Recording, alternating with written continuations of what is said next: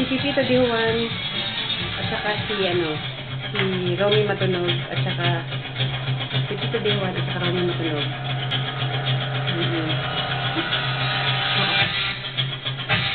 Oo. Oo. Teka muna, nagbibidyo kasi ako. Oo. Ano ba?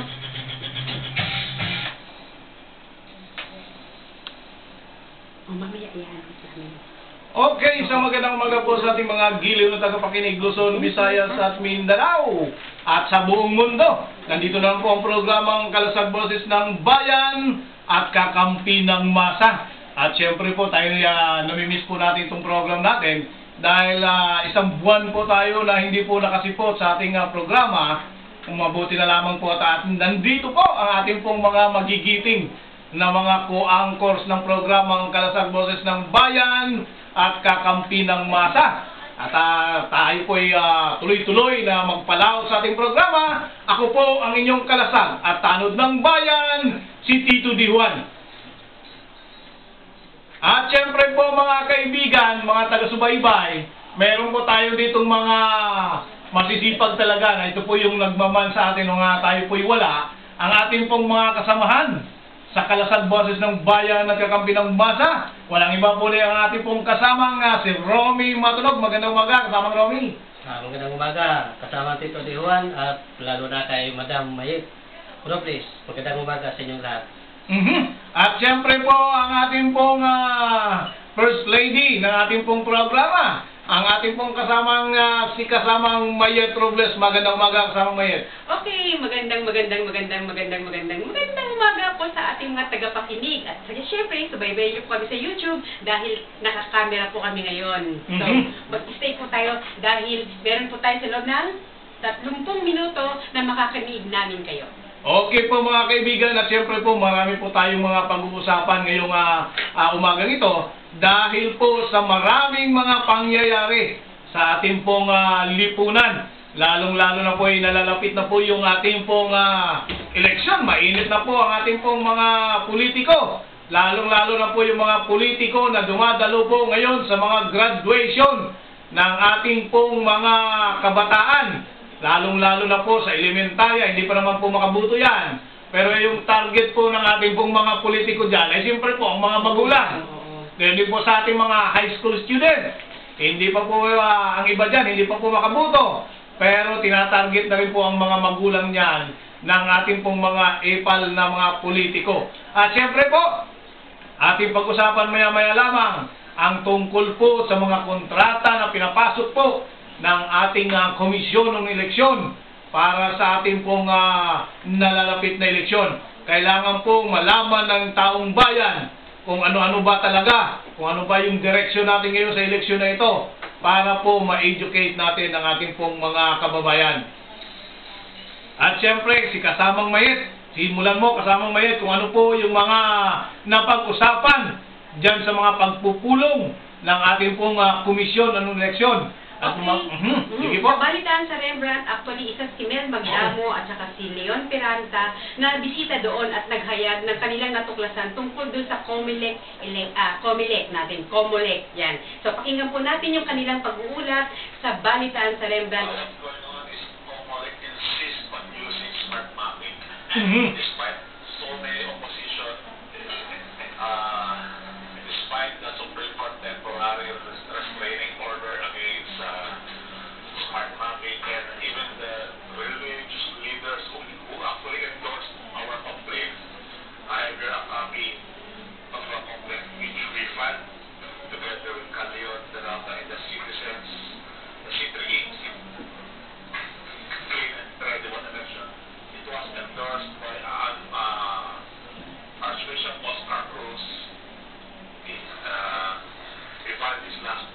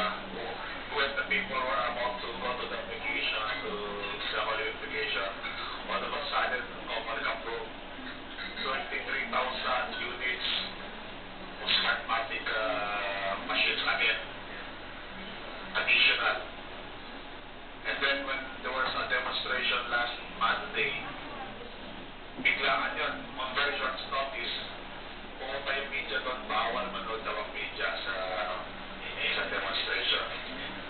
Right now, as we are speaking right now, there's a meeting going on right now between our teacher, Christian Lim, former Commissioner Kaslatman. They will try to iron things out. Hopefully something happens positive, but I doubt. Alea, please. In our design, is advocacy to pledge the COMELEC of corruption and for electoral reforms.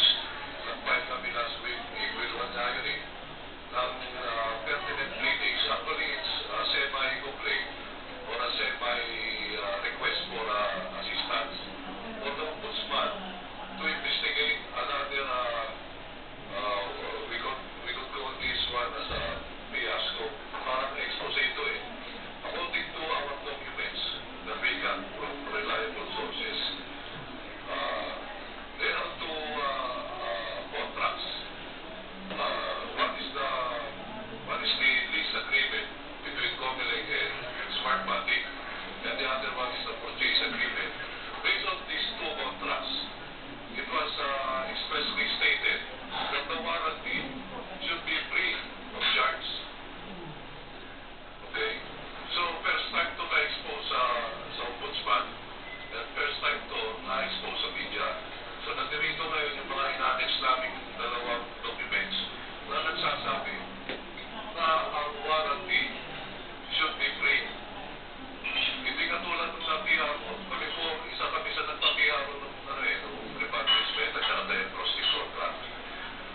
Sabi nga doon, may cause ang ating gobyerno na babayaran sa Smartmatic.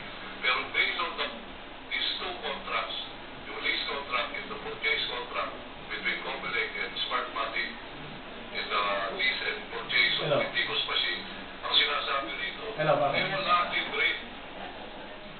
So, maaaring ninyo na naman to, pero kami rin nabigla nung nakita namin itong mga dokumento to, kaya dapat pala hindi naniningil ng 2 billion para sa diagnostic, repair, and refurbishment of the Ticos machine. Yun lang. Okay, mga partners, yan, narinig nyo nga yung actual na ulat sa ating Leon Pirata. Saan nila gagamitin yung 2.2 billion? Oh, bakit nag-allocate sila ng ganung kalaking halaga para doon sa repair and maintenance? Baka naman kaibigan natin o kaibigan ng ating pong mga opisyal ang may-ari. Baka naman mayroon sila pong pinag-usapan at talagang hindi na maiwasan. So, Siyempre naman kung meron ba tayong pakinabang dyan, paano natin iwasan yan? Oo nga. Hindi po ba? Kasi napakarami sa ating pong mga kababayan ang nagre-reklamo dyan. Pero hindi ata napakinggan yung mga reklamo ito. Tuloy-tuloy itong mga kontratang ito. Actually, bago nga mag-retire si Brillantes, nakapag-close na nga ng deal sa Smartmatic. At mabilis mabilis ang close ng deal na ito. Midnight. At siyempre pa nga, ang sabi pa dito, magbabayad pa doon sa mga sirang machine. Ayusin daw, ikakalibrate. Gaano kalaki ang ibabayad na naman dito na pera ng taong bayan para maayos ito. Hindi ba pwedeng tuloy-tuloy na magkaroon lang po tayo ng mga maayos na makina? Yung suggestion ni Gus Lagman na talagang manual ang bawat presinto ang counting, and then mas maganda na yun Dapat yun ang pakinggan nila kasi yung manual na yun gagamit lang ng projector at saka ng iPad, manual sa bawat presinto sa local election, and then pagdating naman doon sa transmittal ng resulta ng pagka-count sa manual ay gagamit na ng iPad, so yung electronic na yun. Kaya projector at saka iPad lang ang pinaka-expenses, unlike doon sa Smartmatic na billion-billion ang halaga ng machine.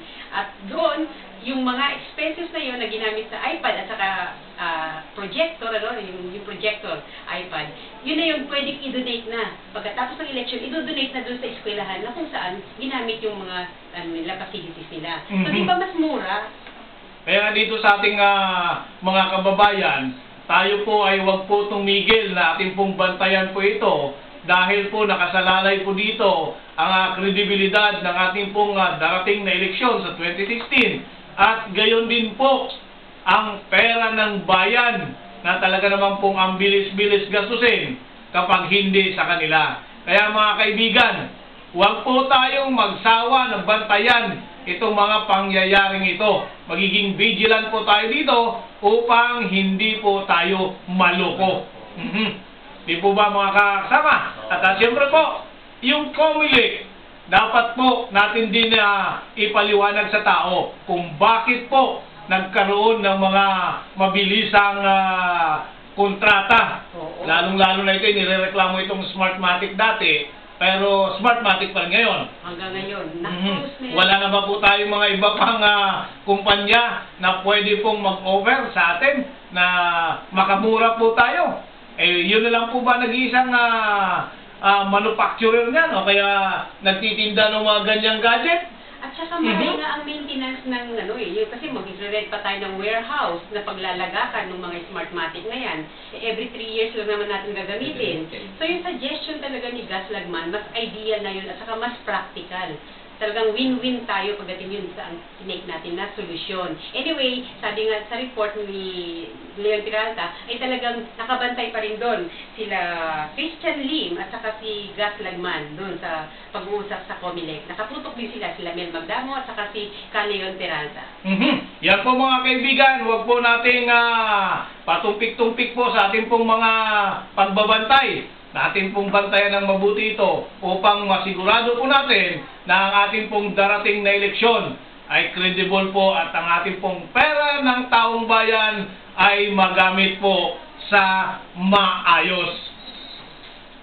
At syempre po, marami po tayong mga issue ngayon ay maya-maya lamang po ating pong pag-usapan yung tungkol po dyan sa mga naglilipa ng mga wrecker na naman po sa ating pong mga lansangan. Ito pa ay ginagawa na po na hanap buhay ng talagang mga durubo sa kalsada na nanghihila ng basta-basta. At syempre po, yan natin pong pag-usapan ngayon dahil po sa mga nakarating na mga reklamo sa ating kasamang si Romy Matunog. Kasamang Romy? Yan na nga kasama ang tito. Maano talaga yung mga rekel ngayon, sobra-sobra na. Halos na makipagbakan na doon sa mga driver para maagaw na nila yung jeep na pinukuha nila. Maya lamang kasamang Romy, balikan po natin yung mga istoryang yan dyan at atin po munang kunin yung report mula sa labas ng himpilan sa ating pong kasama na si kasamang Romy Dumalaon. Magandang umaga kasamang Romy! Magandang umaga sa kasama dito dito at ating mga samahan dyan sa studio.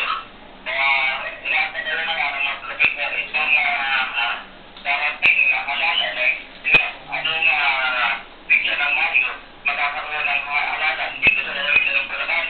Ito ang tinatawag na magkakaroon ng report nakatapos ang magpalilig ng resolution ng COMELEC noong April 1 na ito ay binilang itong Senator Cesar 100,000 na pumirma sa kaboto. Pumirma nga talaga ngayon na kaboto on para solo na hindi na inabot ng ating gobernador yung 35% na boto sa lalawin ng Bulacan pagkamat na wala siyang kalabang na. Sa kayo na ang sinasabi nga ng ating gobernador sa lalawin ng Bulacan na tuloy na siya sa kaso nagkakaroon na unang politika. Ito na nasabi nga pagkakaroon sa pagkakaroon bilang isang gobernador na lalawin ng Bulacan. Subalit na ito pa tayo at wala na ito na isang pamangga nagtasin tayo sa mga targetin ay sabi nga tama lang umano na magkaroon ng report sa lalawin ng Bulacan sapagkat sa ikaso na nagsunod siyang dalawang kaso dito sa lalawin ng Bulacan kay Governor Alvarado na isang mother at isang splitting doon sa mga kontraktor. Yun ang report kasama ang pagpunto sa tuturuan ng nasa lalawin ng Bulacan o kinitalaran para sa pansat ng bayan. Iyan po mga kaibigan ang ating pong kasama dyan sa may Bulacan kung saan po ang election dyan ay talaga namang mainit dyan. Lalong-lalo na po sa recall election dyan sa may lalawigan ng Bulacan. At syempre po, speaking of Bulacan, marami pong mga reklamo nakarating sa inyong lingkod tungkol po dyan sa isang tulay dyan sa may Balagtas, Bulacan, kung saan po ay napakadilim daw po dyan tuwing gabi at marami daw pong mga motorista ang nangangamba dyan dahil po sa sobrang dilim ng tulay na yan at baka pong magkaroon pa po ng mga aksidente dyan po sa nasabing tulay sa may Balagtas, Bulacan. At syempre, atin pong balikan yung ating pong pinag-usapan tungkol sa wrecker dyan sa ating pong mga reklamo na ibinigay po sa ating pong kasamang si Romy Matunog. Ano po ba yung pangalan ng wrecker yun, kasamang Romy? Wala hindi ko nakuha yung pangalan eh. Pero may nangyari din sa sa Rekira na yun. May isang crew doon na nabugbog. Dahil medyo napiko na siguro yung mga driver. Saka meron ring sumingit na sa labas. Yun ang tumira. Ngayon, pinagbintangan naman, driver ang tumira. Kaya, ayun, na-hospital yung isang crew sa tawag nitong Rekir na magnanakaw. At syempre po, huwag natin pong pabayaan yan dahil po ipasubaybayan po natin sa mga kasama natin yan para po malaman po natin kung ano talaga po yung pakay ng mga wrecker na yan. Umaabuso na po talaga sa kalsada yung mga wrecker na yan na walang pakundangan. Ang pagkakaalam po ng inyong lingkod ng mga wrecker, tutulong lang po yan sa mga stalled vehicle para po maitabi. Hindi po yung parang buhaya po na nananakmal pagdating po sa kalsada. Pag nakakita lang ng medyo illegal na nga yung pagkaparada, may mga driver naman sinasakmal agad.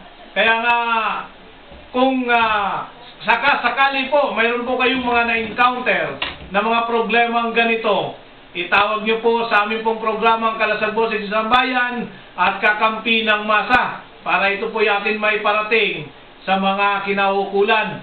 Talaga naman pong talamak yung mga wrecker na ito dyan sa mga lansangan.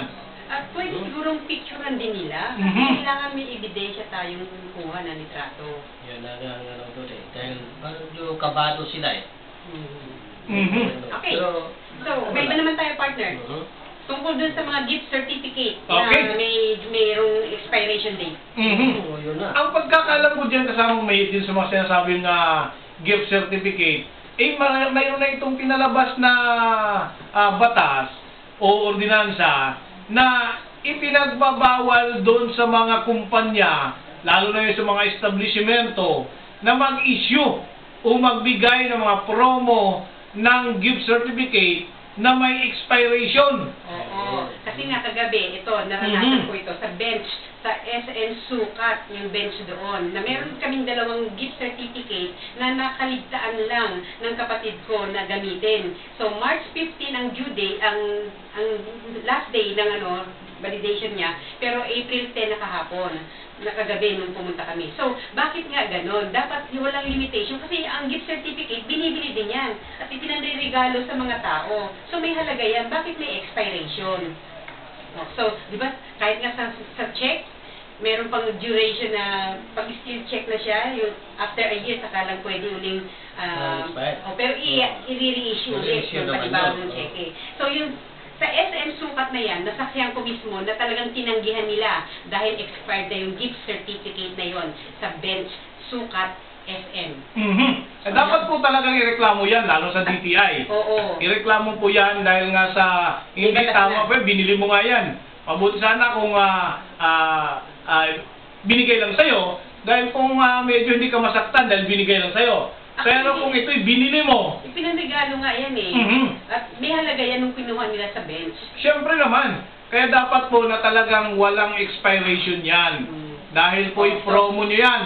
Pwede po ba yung inyong mga damit dyan isusuli din dahil nga expire na rin.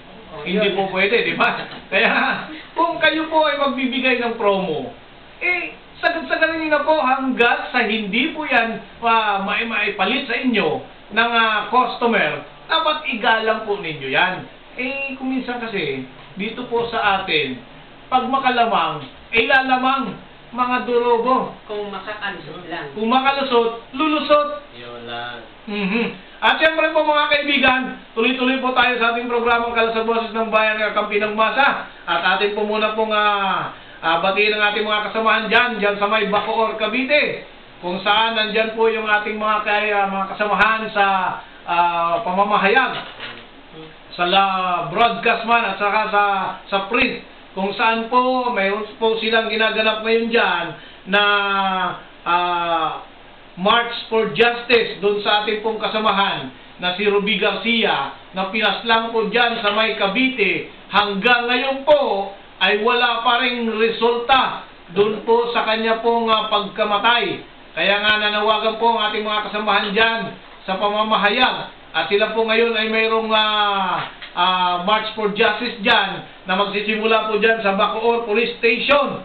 Ito pong si Ruby Garcia ay reporter ng Rimate na pinaslang dyan sa may Cavite at humihingi po ng hustisya ang kanyang pamilya sa kanyang pagkamatay. Ang ating pong mga kasamahan dyan sa pangunguna po ng Northern Police District Tri-Media Organization sa pangunguna po ni President Ronald Bola at ang ating pong mga kasamahan dyan sa PNP Press Corps ng Mimaropa ay nandyan po sa ating pong ginaganap na March for Justice sa may Bacoor, Cavite.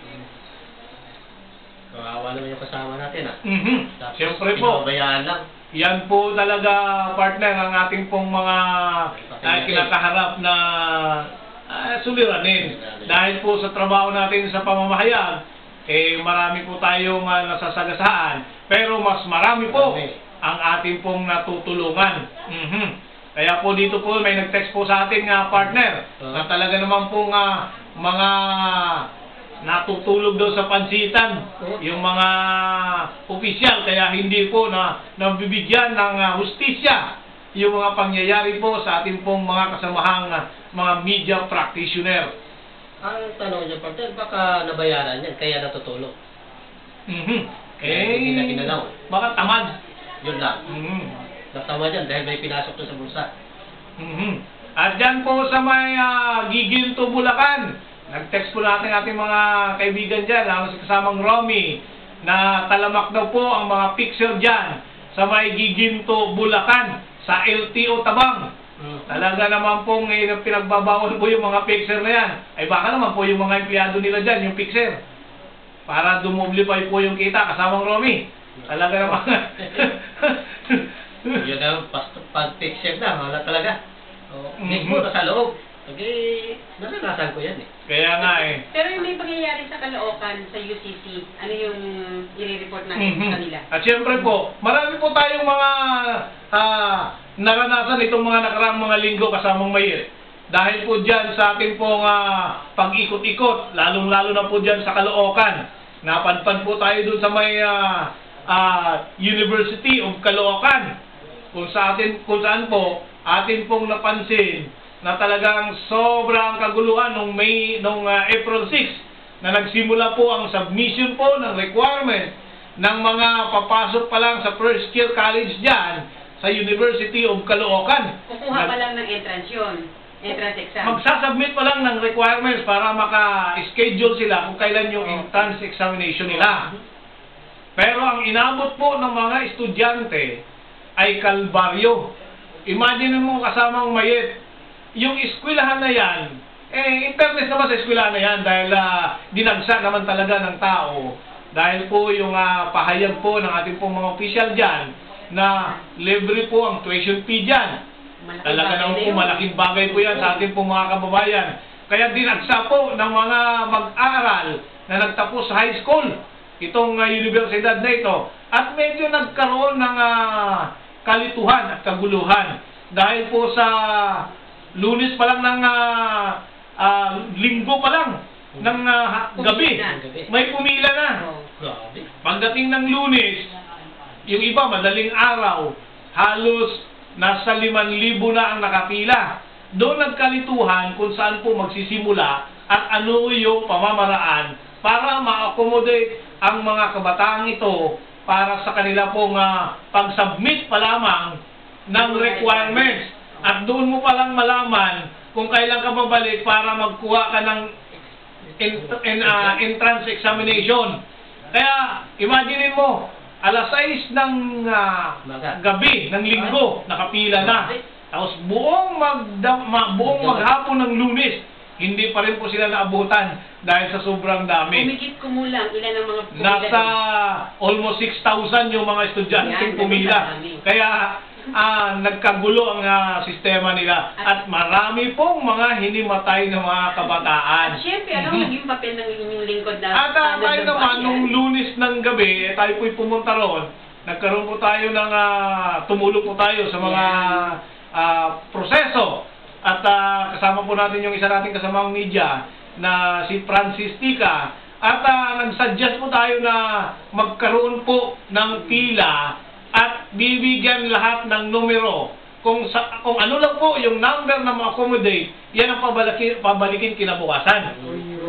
At yung mga natitira, bigyan pa rin po ng number, pero may schedule na sila kung kailan sila babalik para ma-accommodate. Medyo nagkaroon ng maayos na pila ito nung time na yon, kaya pasalamat din po tayo. Dahil nanood ka. Pero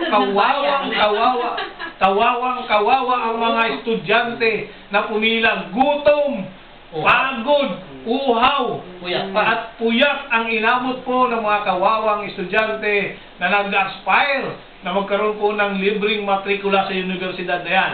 Pero in fairness po sa pamunuan ng Caloocan, congratulations po dyan sa kanilang mayor na si Mayor Oscar Malapitan. Ang alam po natin kay Mayor Oscar Malapitan, mahirap lapitan. Pero dito po, ipinapakita po ng mayor na talagang sa kanyang slogan na taong una, talagang taong una. Dahil ipinangako ni mayor na walang tuition fee yung University of Caloocan. Congratulations. At siyempre po, talagang maraming natutuwa ng mga residente ng Caloocan. At siyempre po, medyo palapit po tayo. Atin pong batiin po yung mga tagapakinig po natin, lalong-lalo na po yung mga taga-subaybay po natin. At kung wala itong mga ito, wala po yung programang Kalasag Boses ng Bayan at Kakampi ng Masa. At siyempre po, unahan ko na. At batiin ko muna po ang ating mga taga-subaybay dyan, si Kuya Nani ng Deca Home, si Arites, at sina Pamilya Lim, si Beth at saka si Bong. Ngayon din po ang lahat ng mga taga-subaybay dyan sa may Bulacan, kay kasamang Ben Latigo, kasamang Romy, at ang lahat po nating mga kasamahan po dyan sa may Malolos, Bulacan. Magandang umaga po at sa lahat po ng miyembro ng Balikatan People's Alliance dyan sa Marilao. Congratulations po sa inyo pong ginawang pagserbisyo publiko nung nakaraang mga mahal na araw. Talaga nagserbisyo po itong ating mga kasamahan. Kaya congratulations po sa buo pong mga NGOs na nagbigay po ng kanilang libreng serbisyo. Congratulations din po. At sa pamunuan po ng Marilao, Municipality ng Marilao, sa pamuno po ni Mayor Tito Santiago at ni Konsihal Marlon Villamar, at saka kay Lisa ng Marilao. Ganun po kay Colonel Rivero ng Marilao Police. Congratulations po at sa lahat po ng inyong pong mga staff. Talaga naman pong naging tahimik po at maayos po ang sitwasyon nung nakaraang mahal na araw dyan sa may Bulacan. Siyempre kasamang Romy. Okay, ako na naman. Binabati ko nga pala sa yung sa Bulacan, yung mga laging nakikinig sa subaybay sa programa namin, yung mga kasamahan nila ni Mayetro, nila ni Bunik, Harliga, dyan sa Buson, Pistre, Bulacan, at saka dito naman sa sa Forestry Street ng Project 6, sa mga Grande family, sa Hadosay family, Beltran family, at kay Toto Lingaon. Na mga kapitbahay ko doon sa sa Forestry Estate. Magandang umaga sa inyo at kay Mr. Mrs. Noni Ansale sa Antipolo. Magandang umaga po sa inyong lahat at lalo na sa Balanga. Pasensya na kayo. At medyo maiksi lang po ang oras namin.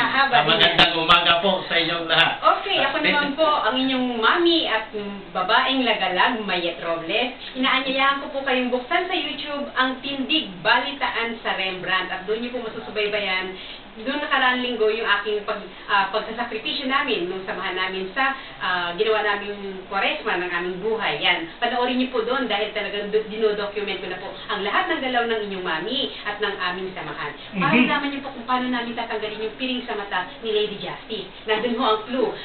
Tindig Balitaan sa Rembrandt, date nung April 10, yan, yung ngayon. Kasi yung nakahapon, ay, ang guest po natin sa Balitaan sa Rembrandt, sila Lieutenant Hernando Ciscar ng DND, and then Ambassador Reynaldo Arcilia, at saka sila Mel Magdamo na inyong narinig, Leon Peralta.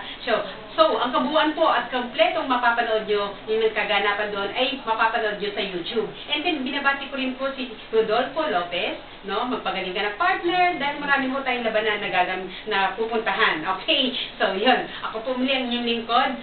Sundan nyo lang po ako sa Facebook, Marieta Robles, at sa aking cellphone number na 0922-895-3472.